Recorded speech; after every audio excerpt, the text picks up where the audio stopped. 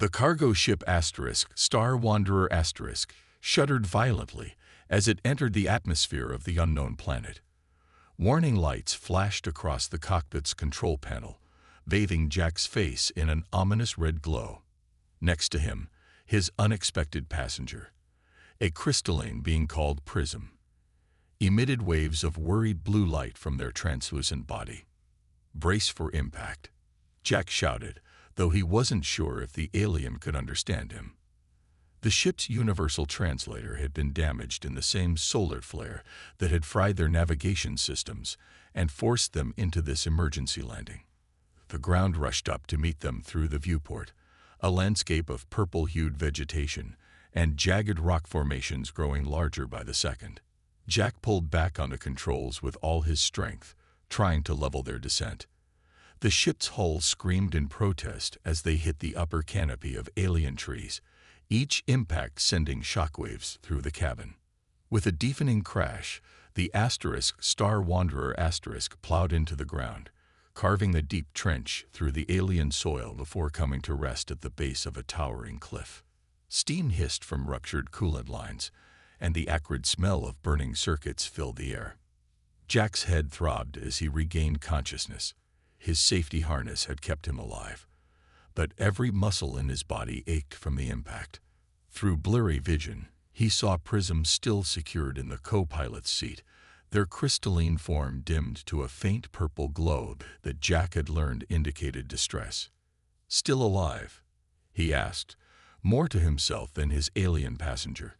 To his surprise, Prism's body flickered with a pattern of white light that somehow conveyed acknowledgement. The ship's external sensors, miraculously still partially functioning, painted a grim picture of their situation. The atmosphere was thin and laden with sulfur compounds, barely breathable even with filters. Temperature readings showed extreme variations. The current daylight temperature was well above 40 degrees Celsius, but night readings predicted drops below freezing. Jack checked their emergency beacon.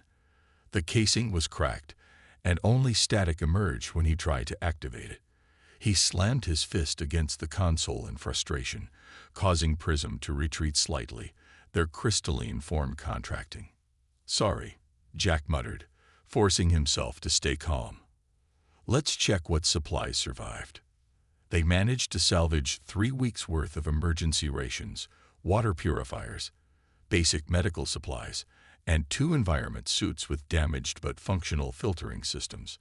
The ship's cargo hold, full of mining equipment bound for an outer colony, was a twisted mess of metal and machinery.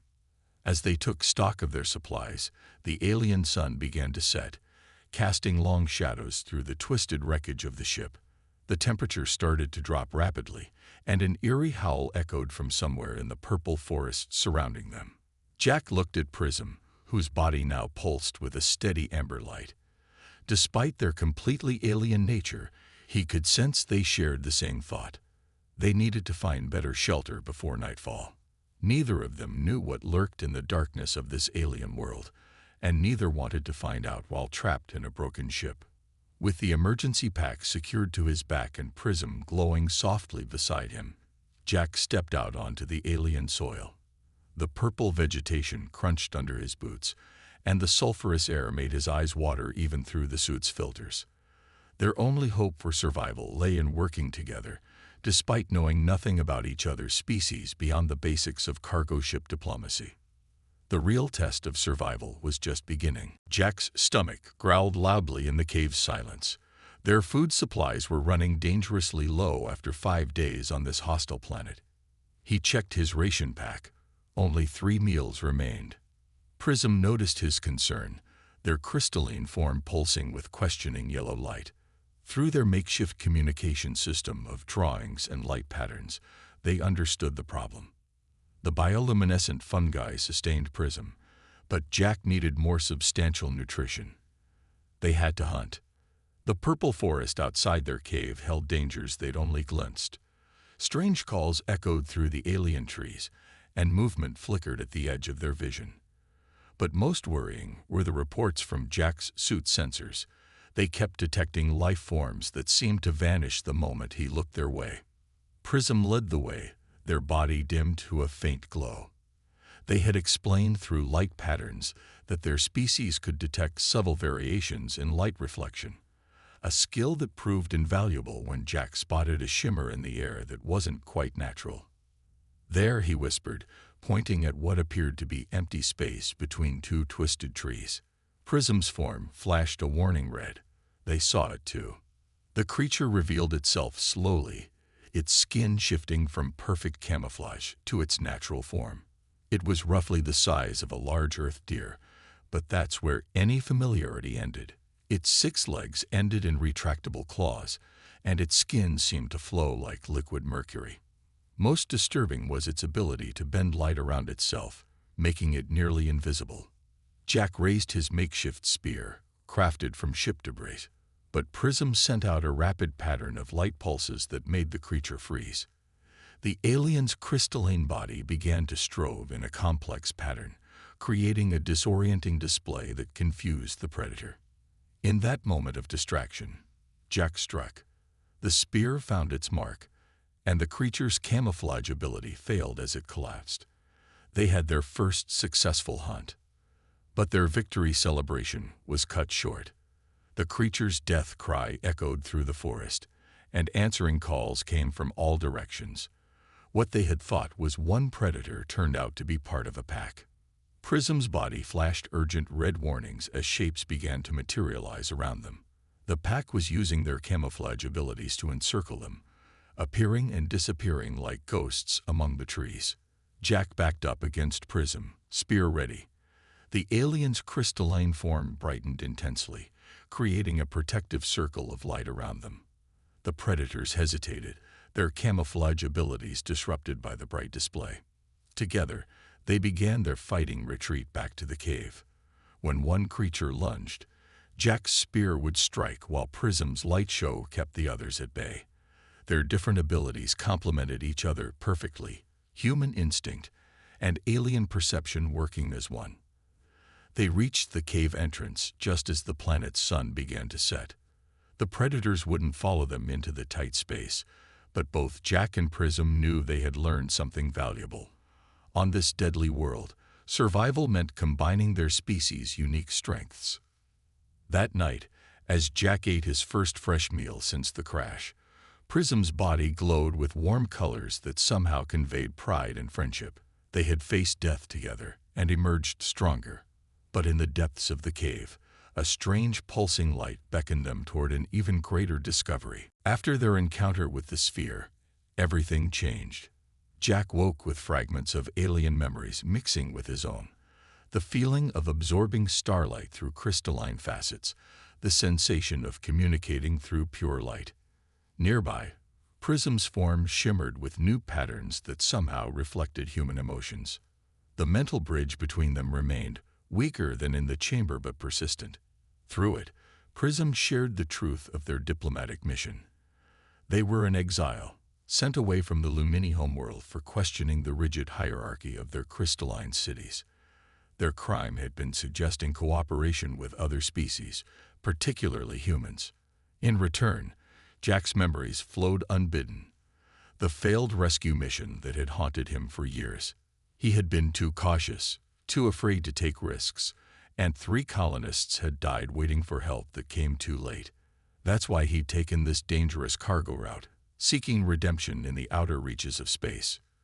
"You understand now," Jack said aloud, though speaking wasn't really necessary anymore, "why I couldn't leave you behind when we crashed." Prism's response came as a wave of empathy and shared pain, their form glowing with colors that matched Jack's emotions perfectly. They had both been running from their pasts, only to find understanding light years from home. Through their strengthened bond, they began to discover new abilities. Jack found he could sense the subtle light variations that made Prism's species such excellent navigators. His mind processed the changes in illumination instinctively now, allowing him to spot the camouflaged predators before they attacked. Prism, in turn, began to understand human intuition and emotional reasoning. Their light patterns became more nuanced, incorporating human gestures and expressions. They could now project feelings in ways that even other humans would understand. But the mental bridge brought challenges as well. Sometimes their identities would blur, and they would lose track of where human ended and alien began. Dreams merge, creating visions of crystal cities under Earth's sun and human colonies growing from living crystal. One night, as they sat in their cave studying the strange symbols they'd copied from the ancient chamber, Jack felt Prism's concern ripple through their connection. "What is it?" he asked, though he already sensed the answer. Prism's response came as both light and thought. The ancient technology was changing them, breaking down the barriers between their species. They were becoming something new, something that had never existed before. The question was, should they try to stop it, or embrace the transformation? In the distance, their crashed ship's emergency beacon suddenly crackled to life, sending a weak signal into space. Help was coming, but now they had to decide: maintain their separate identities, or continue down this path of unprecedented evolution. The strange pulsing light drew them deeper into the cave system. Jack's handheld light revealed smooth walls that couldn't have been natural. They were too perfectly curved, too precisely carved. Prism's crystalline form flickered with excitement, their light patterns suggesting recognition of artificial construction. "This isn't just a cave," Jack muttered, running his hand along the polished surface. "Someone built this." They followed the corridor downward, the air growing warmer instead of colder. The walls began to show traces of embedded crystalline structures, similar to Prism's composition, but darker, more ancient. Prism's body resonated with these structures, creating harmonic patterns of light that danced across the walls. The passage opened into a vast chamber that took their breath away. Towering pillars of crystal rose from floor to ceiling, each pulsing with a faint inner light. At the chamber's center stood a structure that defied explanation, a floating sphere of pure energy, surrounded by rotating rings covered in symbols neither of them recognized. Jack's suit sensors went crazy, detecting energy readings unlike anything in his database. Prism approached the sphere, their body beginning to glow in response to its energy. Through their makeshift sign language, they conveyed that this technology felt both familiar and alien. It contained elements similar to Lumini crystal tech, but far more advanced. As they explored the chamber, they found more evidence of the ancient civilization that had built this place. Holographic displays flickered to life at their approach, showing star maps and diagrams they couldn't comprehend.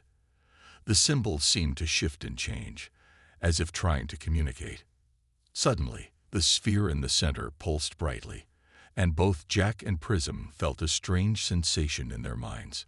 The air grew thick with energy, and the crystals in the walls began to hum in harmony. Their thoughts became fuzzy, yet somehow clearer at the same time. "Can you feel that?"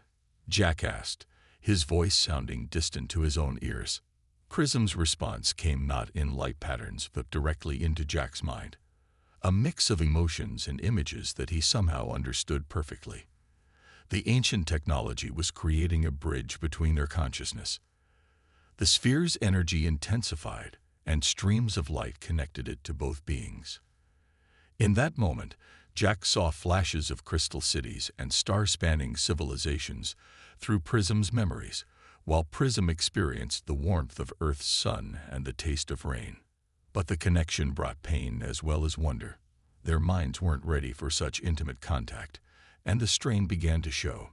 Jack fell to his knees, overwhelmed by the alien thoughts flooding his consciousness. Prism's form flickered erratically, their crystalline structure struggling to process the human emotions they were experiencing. Just as the sensation became unbearable, the sphere's light dimmed, and the connection faded. They were themselves again, but both knew they had been changed by the experience. The ancient technology had awakened something within them, a potential they had yet to understand. In the chamber's dim light, human and alien looked at each other with new eyes, knowing their real journey was just beginning. The rescue ship's signal grew stronger each hour. Above ground, its searchlights pierced the purple atmosphere, sweeping across the alien landscape. Jack and Prism stood at the entrance of their cave, watching the approaching salvation, or interruption. "They're ahead of schedule," Jack said, feeling Prism's mixed emotions through their link.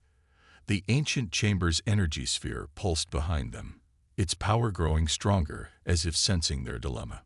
Through their mental bridge, they shared the same thought. The ruins held secrets that could change both their species forever. The technology they'd discovered wasn't just a relic, it was a deliberate gift, left by an ancient race that had perhaps faced the same choice they now confronted. Prism's crystalline form flickered with rapid calculations, showing Jack visions of possibility. Their merged consciousness could bridge the gap between organic and crystalline life, creating understanding where fear and mistrust had ruled for centuries. But the price would be high. The rescue ship would quarantine them, separate them, study them. Their unique connection would be seen as a potential threat rather than an opportunity. Through their link, Jack felt Prism's memory of Lumini isolation chambers, designed to purify those who strayed from traditional forms. The sphere's pulse quickened, matching their racing thoughts. Its energy reached out, offering them something more than escape. In its light, they saw glimpses of what they could become, neither human nor Lumini, but something entirely new.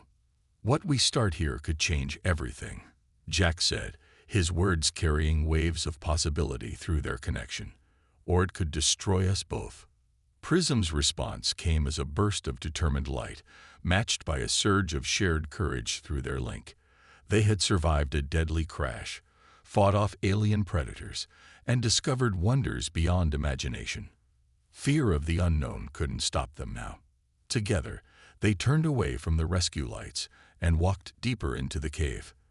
The sphere's energy embraced them, and the ancient chamber's crystals began to sing with harmonic frequencies that resonated through. The cave they found offered shelter from the harsh elements, but trust was harder to come by. Jack sat on one side of their makeshift camp, while Prism remained near the entrance, their crystalline form casting shifting patterns of light on the cave walls.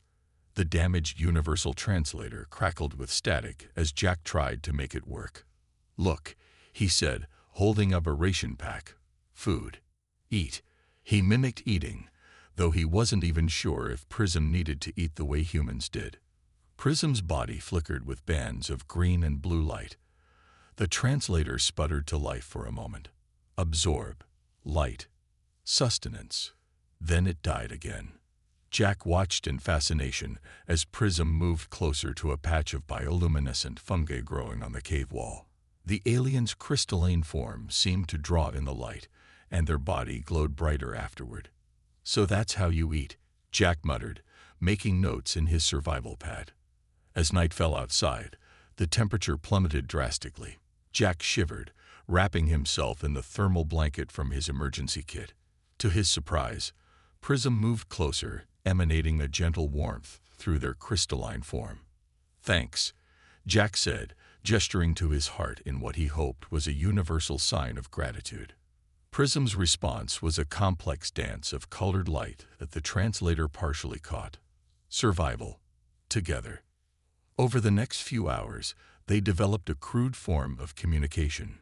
Jack would point to objects and say their names, while Prism would respond with different light patterns.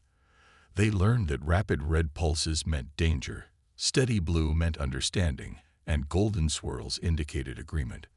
Their breakthrough came when Jack noticed Prism trying to recreate the shapes of his words using light patterns inside their crystalline body. He grabbed his pad and started drawing simple pictures. Prism quickly caught on, using their light patterns to add to or modify the drawings. Through this improvised sign language, they managed to share crucial information.